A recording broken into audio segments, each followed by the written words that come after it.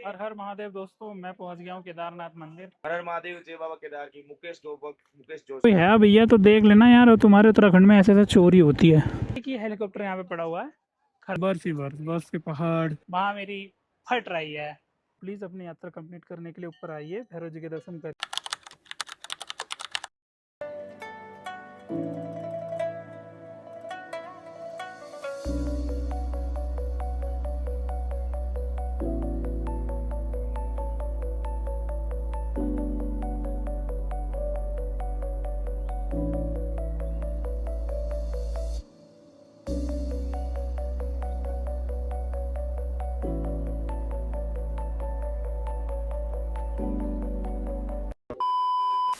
Good morning दोस्तों। रात काफ़ी ज़्यादा ठंड हो गई थी, बारिश भी हो रही थी। उसकी वजह से हमने अपने चारों स्लीपिंग बैग ओढ़ लिए थे और तीनों के तीनों गद्दे यूज़ कर लिए। बाकी सुबह उठते ही देखो क्या व्यू मिला है मुझे। रात में नहीं दिख रहा था बट सुबह उठते ही वो देखो, वाल हो गया ये तो। वी वाला है ना मस्त व्यू। ऐसे ही व्यू के लिए फॉलो करते रहिए, सब्सक्राइब करते रहिए, शेयर और लाइक भी करते रहना दोस्तों। सुबह हो चुकी है और मैं अपने टेंट से बाहर आ गया हूँ। टेंट के बाहर आते ही मुझे देखने को मिलता है ये नज़ारा, क्योंकि रात में मिस करते जा रहे थे। ये देखो बर्फ ही बर्फ, बर्फ के पहाड़, और इधर वो देखो वाइट झरना, मतलब है तो पानी पर उसके ऊपर बर्फ है, पर वही पिघल रही है। जी भैया, थोड़े पैसे खर्च करके घर से बाहर निकल लिया करो, थोड़ा बहुत घूम फिर लिया करो।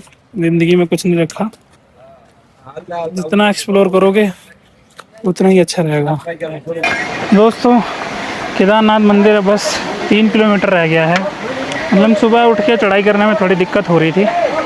बाकी बेस कैंप के पास पहुंचने ही वाले हैं। मात्र 1.5 किलोमीटर, आधे घंटे में हम बेस कैंप पहुंच जाएंगे।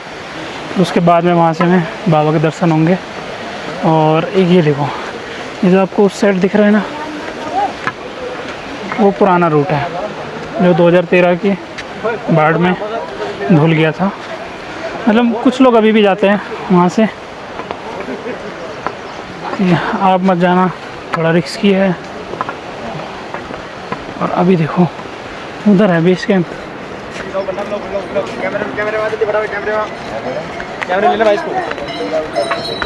उधर है बेस कैंप और वहीं से बाबा के दर्शन हो जाएंगे। फिलहाल तो सांस फूल रही, तो थोड़ा आधा घंटा चलेंगे, फिर 10 मिनट रेस्ट, फिर आधा घंटा चलेंगे, फिर 10 मिनट रेस्ट, जब भी पहुँचेंगे। Finally we reach Kedarnath base camp. और बेस कैंप में आपको एक हॉस्पिटल भी मिलता है। ये देखो, किसी भी सर्विस का आपको पैसा नहीं देना। और ये देखो, ये कुछ सर्विसेज है, OPD, ECG, ICU वार्ड, और minor OT, ventilator, pharmacy, x ray, सब की सब कुछ फ्री है, एकदम फ्री, कोई पैसा नहीं लगना है। और ये हॉस्पिटल मुझे लगता है अभी हाल फिलहाल में बना है, काफ़ी बढ़िया है। तो भाई उत्तराखंड गवर्नमेंट के लिए एक शेर तो बनता ही है। गवर्नमेंट थोड़ा अच्छा काम कर रही है, मतलब कहीं कहीं बेकार भी है, कहीं कहीं अच्छा भी है। कल जैसे कि पानी वाली मशीन थी, पैसे बर्बाद हो गए उसमें डालने के बाद, कुछ मिला ही नहीं। वैसे मैं पहुंच गया हूं केदारनाथ हेलीपैड पे, जो कि मंदिर से मात्र 500 मीटर पीछे पड़ता है। ये है जो कि यहाँ पे एक साथ 4 हेलीकॉप्टर लैंड कर सकते हैं। बट अभी मौसम ख़राब चल रहा है 3-4 दिनों से, तो हेलीकॉप्टर कोई भी नहीं उड़ पा रहा है। और एक ही हेलीकॉप्टर यहाँ पे पड़ा हुआ है ख़राब, क्योंकि लास्ट टाइम एक इंसिडेंट हुआ था, एक हेलीकॉप्टर लैंड मतलब कर गया ठीक ठाक, मतलब किसी को कोई नुकसान नहीं हुआ, लैंड कर गया वो, कोई हानि नहीं हुई किसी को, बस हेलीकॉप्टर को हानि हुई ये। और अब ये करोड़ों का हेलीकॉप्टर यहीं पड़ा रहेगा, ज़िंदगी भर सड़ जाएगा, क्योंकि इसे नीचे ले जा नहीं सकते, इतनी भारी चीज़ नीचे जा ही नहीं पाएगी, और ये ठीक हो नहीं सकता है यहाँ पे, इसीलिए अभी यहीं पड़ा रहेगा। ये देखो, बाकी इसको भी हेलीकॉप्टर से आना है। लास्ट पॉइंट है शायद शेरसी करके, वहाँ से 6000 में हेलीकॉप्टर आ जाता है अप डाउन के लिए, तो आ सकते हो, क्योंकि ज़्यादा चलना नहीं है। फिर ये अपना वो आ गया हेलीपैड, और वो देखो सामने मंदिर, मंदिर की चोटी दिखाई दे रही होगी आपको। अब हम जाने वाले हैं मंदाकिनी में नहाने के लिए। मतलब थोड़ा डर भी लग रहा है कि बहुत ज़्यादा फ्लो है, बाकी देखते हैं क्या करता है क्या नहीं। वैसे मैं ये सोच रहा हूँ कि यहीं नहा लेता हूँ, ये जो पानी है वहाँ मेरी फट रही है। साथियों, मंदाकिनी रिवर में मैंने नहा लिया है एकदम ठंडे और फ्रेश नेचुरल वाटर से, जो कि पहाड़ों से आ रहा था इस तरफ से। ये जो पाइपें बिछी हुई है ना, ये पहाड़ों का पानी आ रहा है, ऊपर ग्लेशियर पिघल रहे हैं उनका पानी आ रहा है, इन पाइपों के थ्रू यहाँ के लोग यूज कर रहे हैं।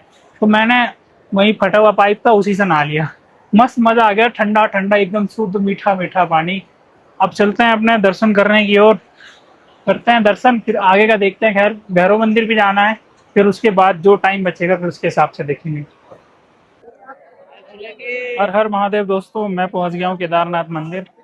काफी स्ट्रगल करना पड़ा पर पहुंच गए, और दर्शन काफी अच्छे हुए, मतलब भीड़ बिल्कुल भी नहीं है। देख लो ये लाइन है, मैं दिखाता हूँ आपको, ये एंट्रेंस है, यहाँ से आना है बस। देखो कोई भी भीड़ नहीं है, 1% भीड़ नहीं है। आओ दर्शन करो, ना मौसम खराब है ना किसी चीज की दिक्कत है, और दर्शन करो बड़े आराम से। नेटवर्क भी फुल है यहाँ पे, कोई दिक्कत नहीं है। देखो जय श्री केदार। दोस्तों यहाँ केदारनाथ मंदिर के पीछे अंदर जो चढ़ाया हुआ जल होता है, वो यहाँ से मतलब एक छेद है उसमें से निकालते हैं, यहाँ से निकाल के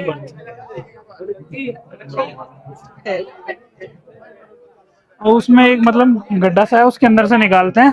दर्शन हो रहे हैं, यहाँ कोई दिक्कत नहीं है, बिल्कुल भी दिक्कत नहीं है भाई साहब, बड़े आराम से दर्शन होते हैं, ना कोई जल्दी है ना कुछ है। बस आओ घुसो, 5 मिनट के अंदर दर्शन। दोस्तों 2013 में जब बाढ़ आई थी तो यही वो पत्थर था, ये भीमशिला है, भीमशिला, इसी की वजह से मंदिर का बचाव हुआ था। ये पत्थर इधर ऊपर की तरफ से आया था इस साइड से, फिर यहाँ से आके यहाँ रुक गया, और जिससे पानी का फ्लो साइडों से कट गया और मंदिर पूरा बच गया। एक इम्पोर्टेंट न्यूज देनी थी आपको, मतलब इम्पोर्टेंट है काफ़ी ज़्यादा। बहुत से लोग केदारनाथ दर्शन करने के बाद सीधे घर चले जाते हैं। अगर आपको यात्रा पूरी करनी है तो पहले भैरव जी के दर्शन करने होंगे, उधर दर्शन करने के बाद फिर इधर दर्शन करो, तभी आपकी यात्रा सफल होती है। 1 किलोमीटर का ट्रैक है, ज़्यादा बड़ा है नहीं, 10 से 15 मिनट लगेंगे, हो जाए। मैं खड़ा हूँ अभी केदारनाथ से ऊपर भैरव जी के मंदिर में, 1 किलोमीटर ऊपर है। 1 किलोमीटर का ट्रैक आता है मंदिर के राइट साइड से, और मानना यह है कि अगर आपने भैरव जी के दर्शन नहीं करे तो आपकी यात्रा कभी कंप्लीट नहीं हुई। तो प्लीज़ अपनी यात्रा कंप्लीट करने के लिए ऊपर आइए, भैरव जी के दर्शन करिए, फिर जाइए। 80% लोगों को पता ही नहीं है कि भैरव जी के भी दर्शन करने होते हैं, उनका भी यहाँ मंदिर है। तो आओ अच्छे तरीके से और दर्शन करके तभी जाओ, तभी आपकी यात्रा कंप्लीट होगी। बाकी ये देखो यहाँ का व्यू भी काफ़ी अच्छा है। देखो ऑन टॉप आ जाते हैं हम बिल्कुल, वो देखो उधर है बाबा जी का मंदिर, दिख रहा होगा आप लोगों को। ये देखो ये रहा, बस इसी के साइड से ही मंदिर के एक रास्ता आता है और वो सीधे आपको ले आता है ऊपर भैरव जी के मंदिर। हाँ दोस्तों, अब चल दिए अपने घर की ओर। दर्शन हो गए काफ़ी अच्छे, शाम के बज रहे हैं 6, बट हमें पहुंचना होगा, पूरी रात ट्रैक करेंगे क्योंकि हमें 4 बजे से पहले पहले अपनी बाइक निकाल लेनी है, क्योंकि बाइक का चार्ज यहाँ पे थोड़ा महंगा है, मैं आपको बता दूंगा, बहुत महंगा है। मतलब ऐसा है यहाँ पे 24 घंटे के 250 रुपये प्लस GST है। फिर हमारे पास 2 हेलमेट थे, 2 हेलमेट दिए, उनके भी 24 घंटे के, एक हेलमेट का 100 रुपये प्लस GST, तो 2 हेलमेट के 200 रुपये प्लस GST। फिर हमारे पास 2 बैग थे, 2 बैग दिए, तो उनका भी 100 रुपये प्लस GST। तो ये सब चार्ज है। तो अगर मैं पहुँच जाता हूँ 4 बजे से पहले तो मेरे लगभग 300-400 रुपये बच जाएंगे, और बचाने चाहिए भैया, अगर डेली ट्रैवल कर रहा है तो पैसे तो बचाने ही पड़ेंगे। बाकी हर हर महादेव। नमस्कार साथियों, रात के 2 बज रहे हैं और हम लोग अब वापस गौरीकुंड की ओर जा रहे हैं। अभी ये भैया है मुकेश जी, तो हर हर महादेव, जय बाबा केदार की। मुकेश जोशी। ये भैया हम जाते टाइम भी मतलब हम इन्हीं के पास रुके थे, और इनका नेचर इतना अच्छा है कि हम आते टाइम भी इनके पास रुक गए। लेट हो रहे हैं पर नहीं, हम इनके पास रुक गए क्योंकि इनका नेचर इतना अच्छा है, जब भी आएंगे इनसे मिल के जाएंगे। और बाकी कोई भी अपडेट लेनी है ना तो इन भैया का एक चैनल है, ये क्या नाम है? मुकेश जोशी भाई। हाँ, तो ये भैया यहाँ के लोकल ही है, तो डेली अपडेट आप इनसे ले सकते हो। ये आपको हमेशा अपडेट करते रहेंगे कि आज बारिश हुई या फिर लैंडस्लाइड हुआ, जो भी कुछ होगा आप इनसे अपडेट ले सकते हैं। बाकी हर हर महादेव, मिलते हैं अगली डेस्टिनेशन पे। तो साथियों अभी बज गए हैं 4:24। हम लोग आ तो जल्दी ही गए थे नीचे, पर ये लोग नौटंकी कर रहे थे, बोल रहे थे कैश पेमेंट दो, कैश पेमेंट दो। मैंने उसकी छोटी वीडियो भी बनाई है भाई। कैश पेमेंट क्यों दे जब हमारे भैया देश में यूपीआई लागू है, मतलब यूपीआई है तो क्यों दे भाई? यूपीआई जैसी चीज़ फिर क्यों बनाई है? तो उसे बंद कर दें। अब तुम यूपीआई भी दिखा रहे हो, सरकार बढ़ चढ़ के उसका सपोर्ट कर रही है, यूपीआई यूज़ करो, यूपीआई यूज़ करो। जब यूपीआई यूज़ करने जा रहे हैं तो तुम कह रहे हो कैश। तो भैया ये तो एक तरीके की धांधलेबाजी है यहाँ, साफ सीधी बात।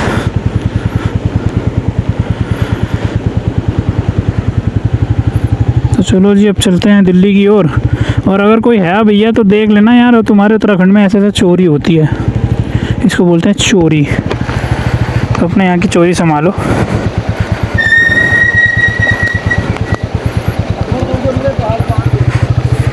ठीक है जी, अब बारिश हो रही है, अब क्या करें, बारिश में ही निकलना पड़ेगा।